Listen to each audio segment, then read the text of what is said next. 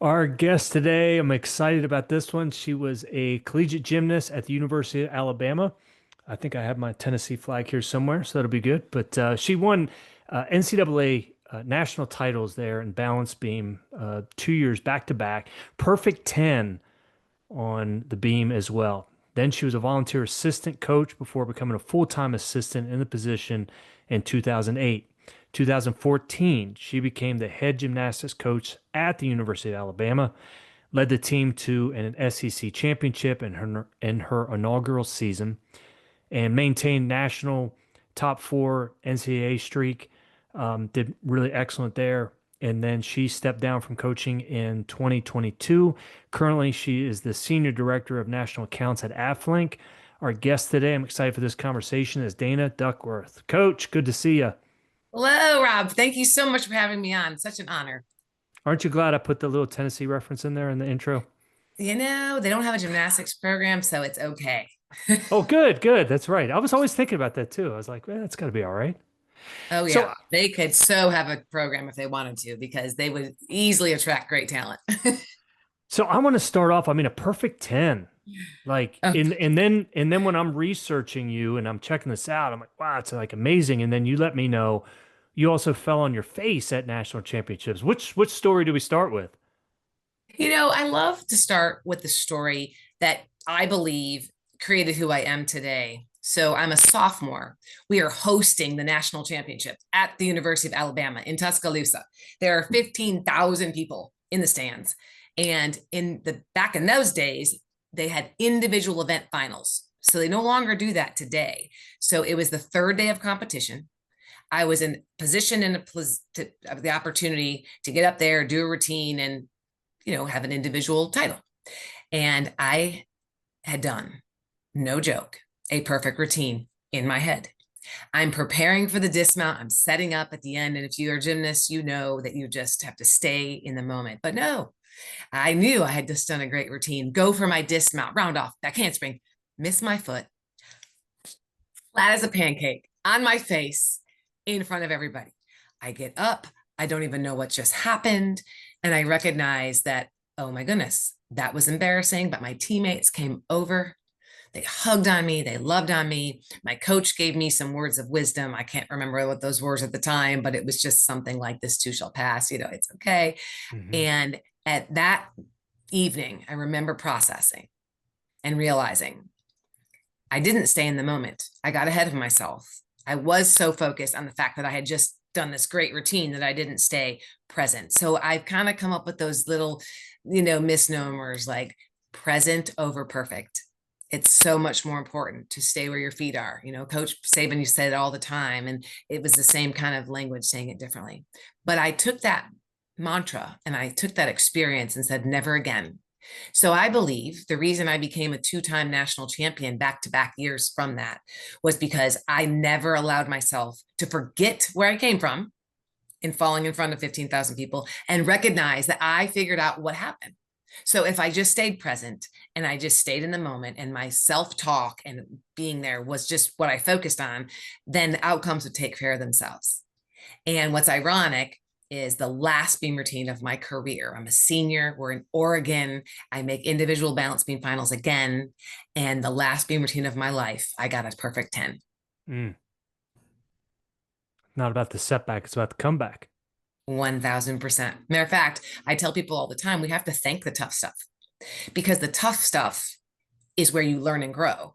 And I mean, reading your book, and you're in alignment with every single belief I have. Honestly, it's beautiful.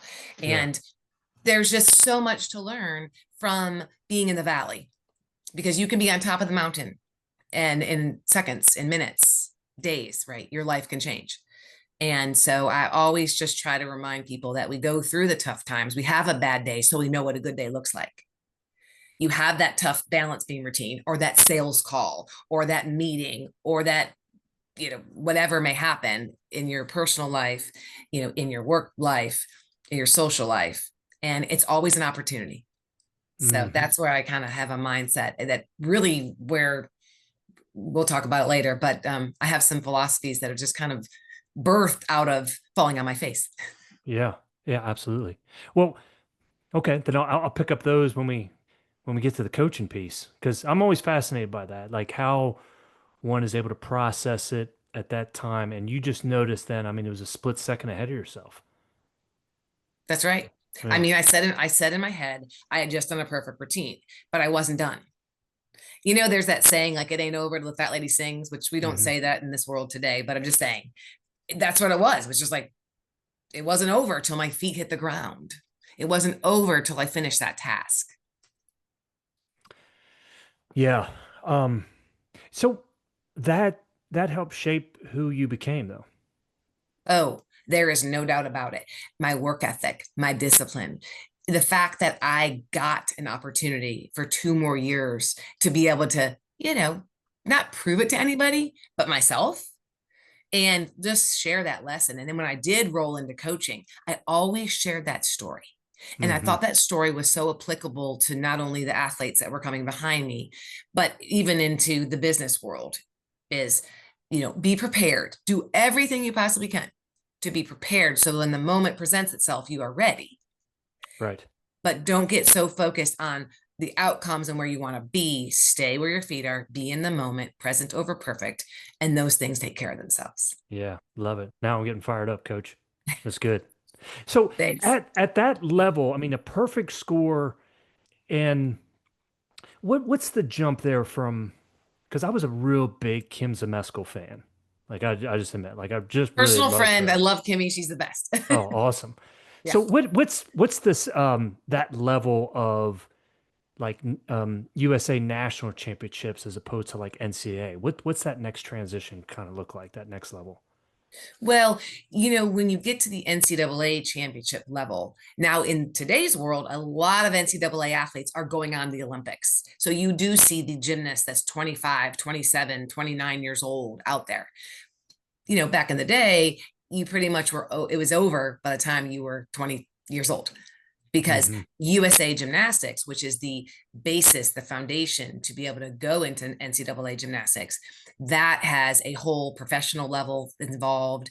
And back in the day, you couldn't go professional, right? Because you couldn't get paid. And now you can, with NIL and all the other rules and regulations, you can go be a semi professional athlete and be okay with the rules. So, but the progressions, I mean, USA Gymnastics is an organization where you go through at the elite level and have championship meets that get you into the qualifiers to Olympic trials to Olympics.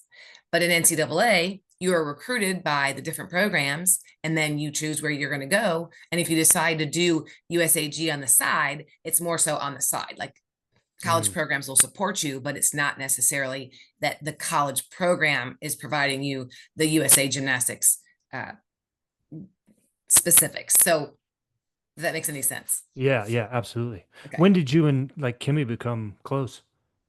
Well, I mean, I knew Kim during recruiting. I recruited a lot of her athletes. So when Oh, okay. she was owner of Texas Dreams Gymnastics, so I would go visit them, meet their gymnasts, and had several of their gymnasts actually come through our program.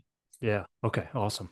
So, into coaching, like what were some of the lessons then you took from Sarah Patterson that was there? I mean, because you were under her tutelage for so many years. Yes, for a long time. She was not only my coach, but then also my mentor when I got into coaching. I mean, I think there's so many things to pull from. I believe that Sarah, as far as a college coach, knew from a program perspective where you just learned wearing that script A on your chest meant you were a part of something bigger than yourself. You were part of something that was legendary, and you were given the tools and the resources to be as successful as you wanted to be. So if it is a matter of um, you know academics, you had the tools and the resources to be able to truly invest in your future unrelated to the gymnastics. Yeah. And then if it was gymnastics, you had the strength and conditioning, you had the treatments, the doctors, the support, the physical therapists, the massage therapists, and all of that also as a piece to make you the best version of yourself athletically. And then it was important to be a pillar in the community. So giving back, I think so many of our athletes that graduated have been involved with nonprofit organizations, getting outside yourself and doing something for a greater cause. I think that becomes the fabric of who I am. Of course, things were built on respect and integrity and class. And I always tell people that I eventually, when I became a head coach, had the opportunity to make it my own, right? I was brought in, I was brought up, and it was kind of the idea of the valleys and hitting the roadblocks where what I call ID, I say it's like IDMU. The I is for integrity. It's when no one's watching. It's what are you doing when no one's watching? The discipline, the D, is the focus, your attention to detail, being in the moment and doing the things that need to be done when you don't really want to do them, right? The M, I used to say mental toughness, and then kind of things evolved where I was told one day, like, mental toughness is a trigger word and brings things that, and I'm like, mental toughness is real. So I changed my M to mental endurance. And the mental endurance is literally resilience. But I also coin it a little differently from a mental perspective. And we can talk more about what the M stands for, but then the U stands for unity. And I have a philosophy of how unity is built on a team, built in whether it's an athletic team or whether it's a business team. And those things have formed really the concept of IDMU. And it is kind of ironic that in the world of DMs, like, direct message me. Right. It can relate to a lot of things. It can be a direct message for your faith, looking up. It can be a direct message in the relationships, the coaches, the mentors, the people in your life. And it also can be truly, just a perspective and a mindset every single day. Right. Yeah. Very important, I think, to have that philosophy of life as well. I mean, so you take over in 2014. Talk to us about then that like go off on the unity. I want to hear more about that. Like, what were some of the things that you implemented and put into play and had your role, as coach? So I don't think unity can be successful without personal responsibility. I can only control what Dana Duckworth does. Rob Bell can only control what Rob Bell does. And so the personal responsibility of the small things, and it could be from an athlete perspective, it's getting rest, it's hydrating, it's doing the things you need to do to be as physically and mentally and emotionally ready and successful in your life. So that personal responsibility is key. The next element to unity, it's accountability. And the reality is you cannot have accountability if you don't take care of your own stuff. I can't hold you accountable, nor are you going to respect me if I'm not doing my part and walking the walk, not just talking the talk. So I think you have the personal responsibility, add the accountability, put in there the glue. That's where the cohesiveness starts. So if you're cohesive, which means we're all on the same page, we all have the same goals, same team, same leotard, same mission, one goal, one team, one mission. Then you add passion and love and some just heart. And that's when unity is the best. That is how you build the best teams. And when I look back at the teams that won championships, when I was a head coach, they had all those elements. You had some student athletes that were disciplined to a level that the normal person would not normally be disciplined. And they had the ability to hold other people accountable because they were walking the walk and they earned that respect. And then you saw them as happy for one another being successful as they were for themselves. I know Coach Murphy calls that mudita, being as happy for someone else than it would be with you being successful. And when you have that cohesion, it just makes this melting pot, add passion and chemistry and all those things behind it. And then you become a team that whether you win or not, the journey of becoming all those things is where the lifetime of friendships and relationships are built. And I will share with you that my team in 2000, gosh, I can't say 2000, in 1991, when we won as a team, we are all connected today. We still take trips every year. We have something we accomplished together because we all did our part. We held each other accountable. It was not rosy. It was not perfect. It was rocky. It was right. I look at the 21 championship team. We won an SEC championship after a global pandemic. If I could tell you the level of discipline in following protocols when it had to do with COVID, when there was no playbook, we were the only team that didn't have to forfeit a meet that entire season. And I'm telling you, the reason we won was because of our two leaders. They walked the walk, they talked the talk, they believed, they held each other accountable. When someone wasn't doing something, it could mean someone else getting COVID. It could mean something so much bigger. And then you add the fact that we were so blessed to be all together after we were made to be apart for so long. That is a story that I will never forget. Probably one of the highlights of my coaching career, for sure. Mm-hmm. Having won a championship during and after a global pandemic. So, Coach, as a coach, how did you like empower your leaders to make it their team? And I'm assuming you did, right? Because it couldn't always be from, hey, this is coach. Like, but what were some of those things you did to empower your captains, your leaders, in order to, bring that team together and communicate that message? One-on-one conversations. Mm-hmm. Bringing them in and having that one-on-one, face-to-face eye contact conversation, making them recognize how important their role was. And it's exhausting to be a leader. It is not easy. Your bar and your standard is higher than almost everybody else. It sets the goals for others. If you want to be on a winning team and you have great leaders and they know that every single thing they do, say, think, how they act, how they carry themselves impacts followers, it's amazing to see the growth and character development in the young women when they're put in that position. And you don't expect them to be perfect. I would tell them all the time, I do not expect you to be perfect.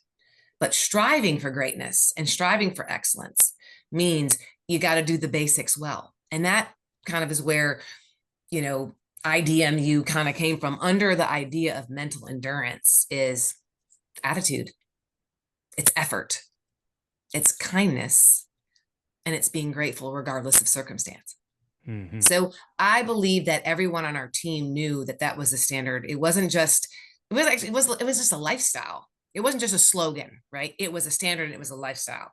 So that's how we would pour into our leaders. We would make sure they all knew, what does integrity mean? Integrity is built when nobody is watching. So what are you doing in your private time, in your any time? Like, are you focused on doing what's right when no one's watching? Right. What did, in your experience with coach, what did you experience that most of your athletes struggled with? Like mental game wise? Was it letting go of mistakes? Was it the belief in themselves? I mean, what did you experience? I think in the world of gymnastics and like most high level achieving athletes, we are our worst critics. Mm-hmm. You don't have to get mad at me. I'm mad at myself enough. I'm disappointed in the outcomes or disappointed in this, that, and the other more than anybody else will be if that's the way you're built and wired. So you think about this in gymnastics. What are you striving for? Perfection. Mm-hmm. Beauty is in the eye of the beholder now. It is a subjective sport. So the biggest piece that I think many of the athletes struggle with, not just in gymnastics, but others, right, is just that striving for perfection. And what if I'm not there? And then how does that hurt you from self-confidence, self-esteem, self-belief? Which then triggers the whole concept of mindset. Mm-hmm. And so it's flipping that mindset. When you're having a snowball reaction of negative, negative, negative, how are you going to change the game? How are you going to make it stop and reverse that cycle and get yourself back into a positive mindset? And I think it's practice. I think that's the piece of mental endurance. It's consistently putting yourself in a position of seeing it, being aware that you're going down this negative cycle and then pulling yourself back and realizing that I only can control what I can do right now in this moment. And if I constantly thinking about what I didn't accomplish, where I fell or where I made a mistake, you're never able to move forward. So I think that that's part of it. I think it's learning that a mistake happens because we're imperfect people. We are human. And the key is, how long do you carry that mistake with you? You use it for whatever lesson it's teaching you. And then you got to move on. Because the longer you hold on to a mistake or a bad call or a bad situation, the more I think it just digs a deeper negative hole and takes you to darkness versus I'm going to look for the light. I'm going to look for the what is there to learn from this. Right, right. Do you think in terms of the team aspect that that becomes then a real importance? Because I sometimes can't tell myself some things that I can tell you, right? I can tell you, it just don't worry about that, right? Move on. You got more important things. Like, and you as a coach, I mean, you're reminding them, staying in the moment, being able to move on. But do you think that's like the real help of having that team around you, is they can tell you things that sometimes we can't tell ourselves? Oh, there's no doubt about it. When people say you need your own personal board of directors, that personal board of directors is to help you stay out of your own way. And we need accountability partners. So I think it's also to remind us sometimes the gifts that we've been given. Other people remind you of your gifts. Sometimes people struggle with self-promoting. I always say you got to learn how to toot your own horn without blowing it. I love that. I picked that up from a speaker one time, and I like that is Yeah. such a good line because you want to have self-confidence. You want to believe in what your attributes are you bring to your team that make your team better because we're all interconnected. But I think sometimes it's beautiful to have others lift you up, be there to support you. And I think that when you are dealing with someone that deals with a lot of anxiety or depression or darkness, your job, being the light and the salt, is to just meet them where they're at. Don't force them to rush through it. It doesn't mean that you're bulldozing their pain. It doesn't, it doesn't. And I think earlier in my coaching career, I may have thought I could fix something and try to fix something. But instead, I've learned you meet people where they are, you acknowledge the pain, the darkness, whatever it is they're going through, but you don't leave them there. You don't leave them there. You try to give them tools. You try to lead by example. You try to bring them on a journey, and you're walking alongside that journey with them, not telling them this is how you're going to do it. It's no different than raising my children. I've got a Hmm. 19 and a 21-year-old. And the other day it was funny. I was telling my son about something, and he's like, Mom, I'm an adult. I need to be able to figure this out on my own. And I was like, well, isn't that special? It was great because I needed to be reminded that if I do it for him, he doesn't grow. Right. He doesn't learn.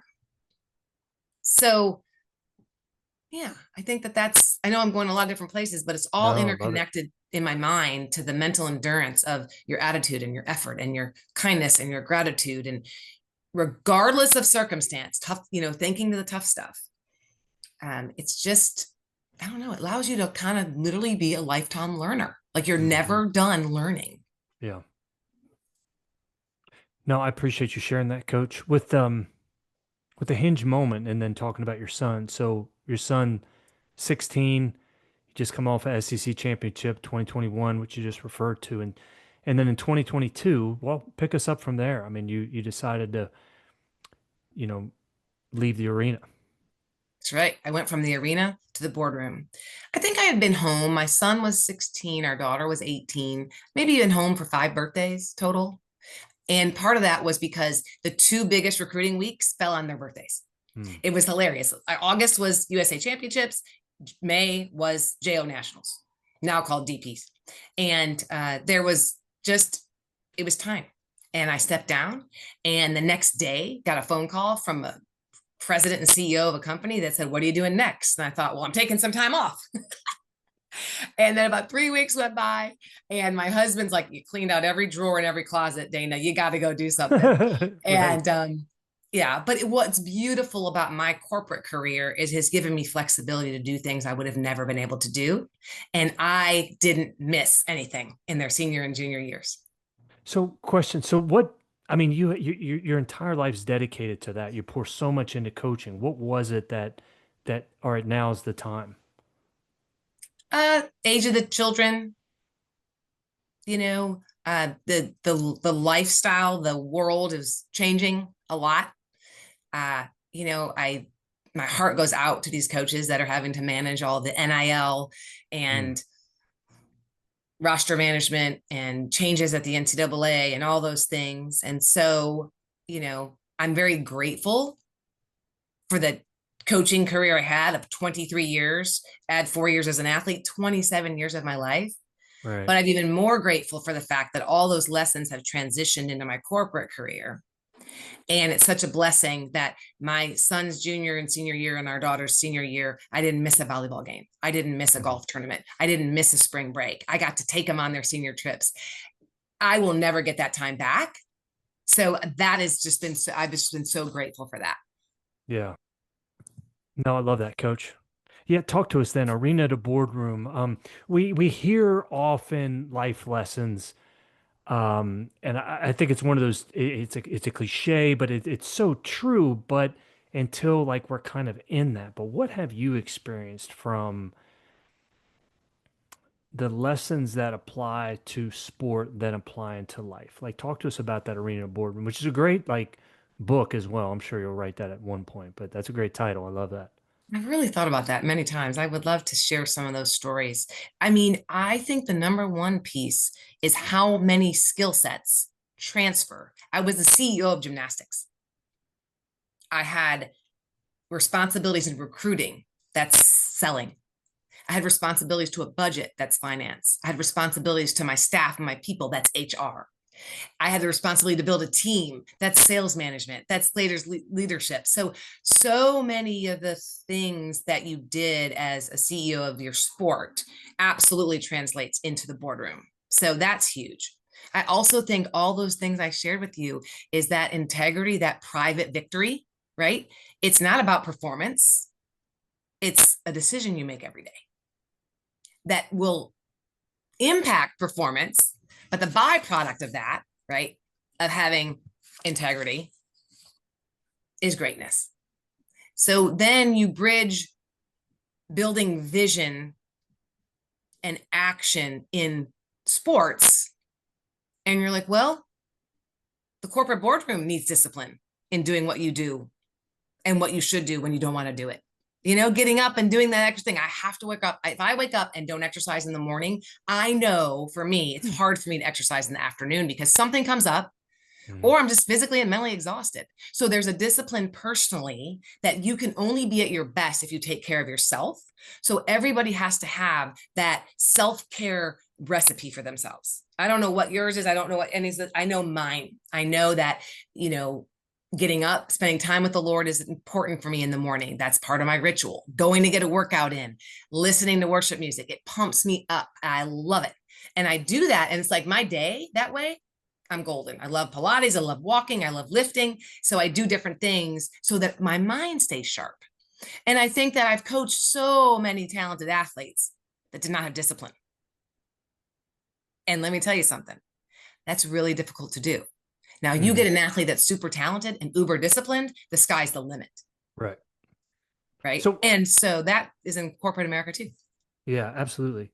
Coach, so what about that? Because you just brought that up. I mean, obviously, I want to talk about like the time with the Lord in the morning, but I always think like the motivation, like I can't teach motivation. Like, I think it is most of the skills, confidence, focus, refocus, letting go of mistakes. Like, I think these are agility skills that you can work on, develop. And I do believe you can work on the motivation, but if they don't have that fire within, like, how do you agree with that? I guess, first of all, like, is that the most difficult skill to kind of teach somebody? Absolutely. Uh, do you know there is a awesome motivational speaker? You probably do know him. You're going to tout Um, somebody else, aren't you? well, no, Am I'm I? No, not. it's fine, Coach. Go ahead. But the idea is we all talk about purpose and why. Hmm. But Ben Newman talks about your burn, like your internal flame and burn. Where does that start? Where does that come from? We talk about that hinge moment and me falling on my face. Well, the real hinge moment happened when I was like 4 or 5 years old, when I was told I was too tall to be in the tiny tot group.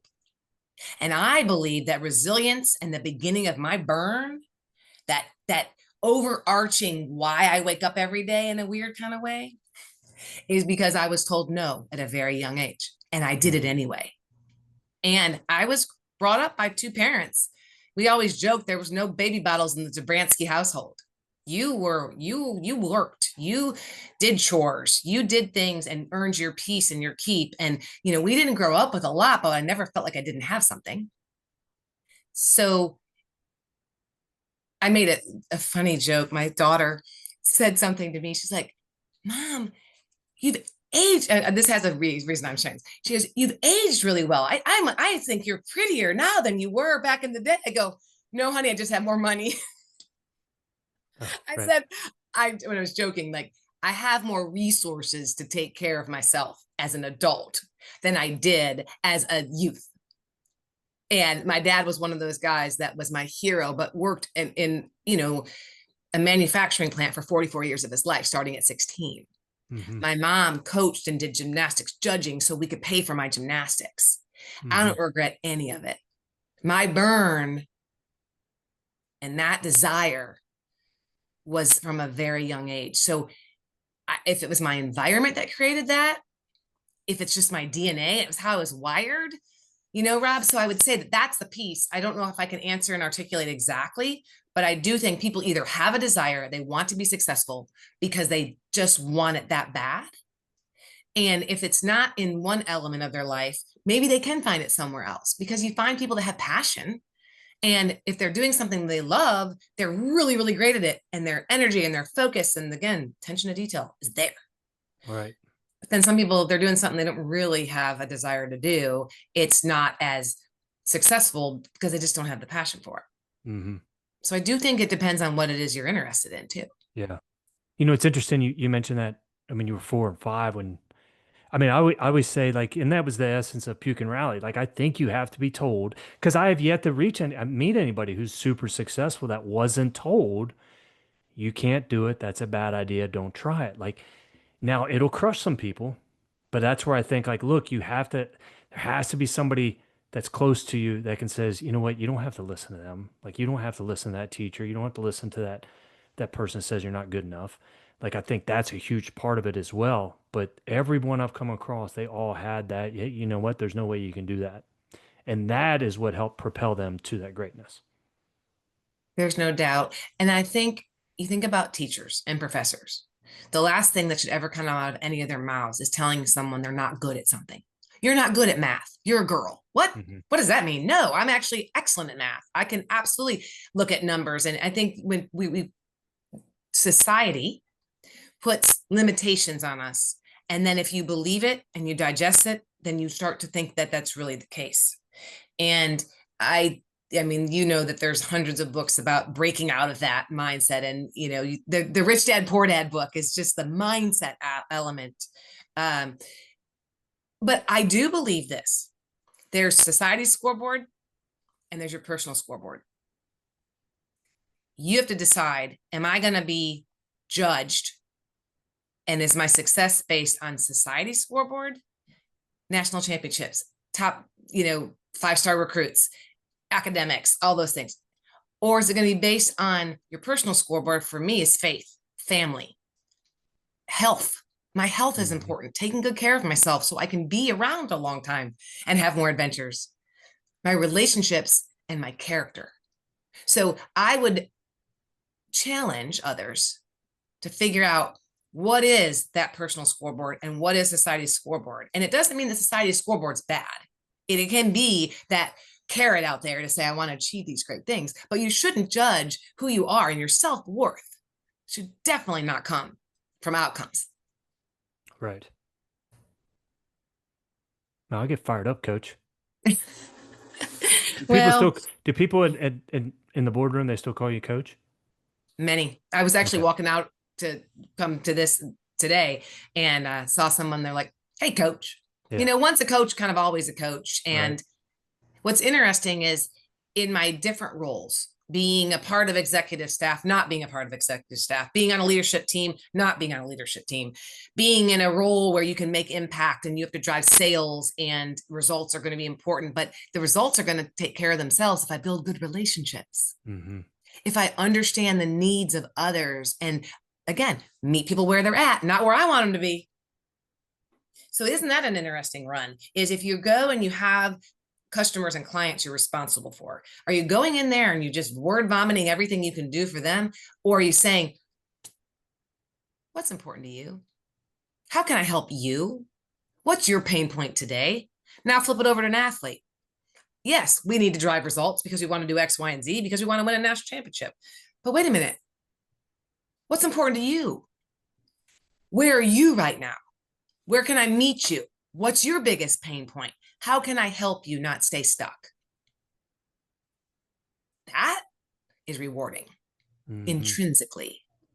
And maybe that's not for others, but it is for me. And maybe that's because if you ask me, like, what's my love? I love people.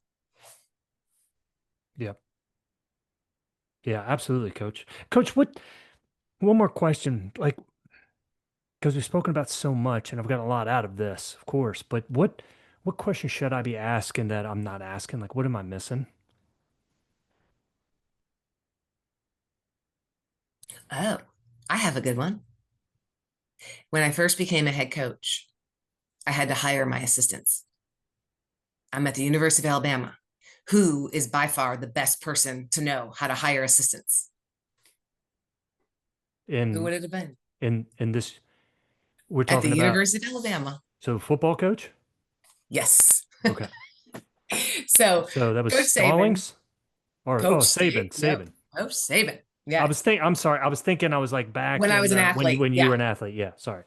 But isn't that so cool? I You're right. was at Alabama in 1992 when Gene Stallings won and his team and his coaches won a national championship. Yeah. And the neatest full circle moment is with the Rise Center, the Rise School is where, Coach Stallings and his wife, that was all possible because of them.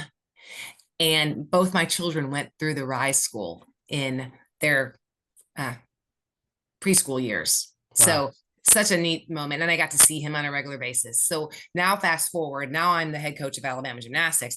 2014, I get a meeting with Coach Saban, and I sent him my questions in advance because that's how it worked. And I always ask people, don't you want to know my 3 questions? Yeah, I do. Okay.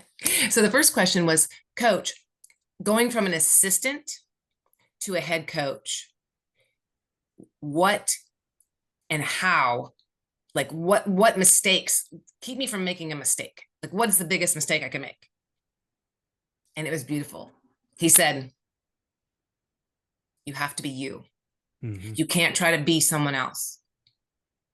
And that is where another version of IDMU kind of came in, right? Is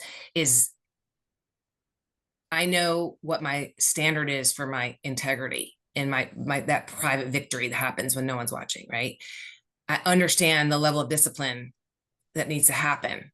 And mine may look different than Sarah Patterson. Mine's going to look like Dana Duckworth. I knew that mental endurance, mental toughness was something that had to be ingrained in our program because it was the only way you were going to overcome adversity, the only way that you were going to build resilience. And then, of course, I share with you how deep that the we over me mentality and unity was. And that's kind of what I created, where that's not what we had before. That's just what, we had foundations of that, but I just kind of coined it, and that's where it generated from. The Right. next question I asked him was, what's the biggest mistake you made when you first became a head coach? Trying to do it all. He said, Mm. trying to do it all. You got to delegate. You got to give these people the opportunity to do it themselves. And that's super important. And the last piece was, how do you hire an assistant coach? And he said, Right. I hire an assistant coach based on their strengths being different than mine. Hmm. So those 3 questions I never forgotten, and I use it in my life today. Absolutely. Boy, mic drop moment, right? Yeah. Maybe. Now, even though I messed up the Saban part, like, aren't you a little impressed that at least had Stallings? Like, Oh, absolutely. because I was Both. thinking, I was like, oh man, my early '90s. Whoa, yeah, that's Gene Stallings. Oh yeah. He had a great run. Yeah. I know. It's been an amazing football journey. Hmm. And think about Coach DeBoer, right? Coach DeBoer took over after a legend. I Right. took over after a legend. And it is a process. It doesn't Yeah. just happen.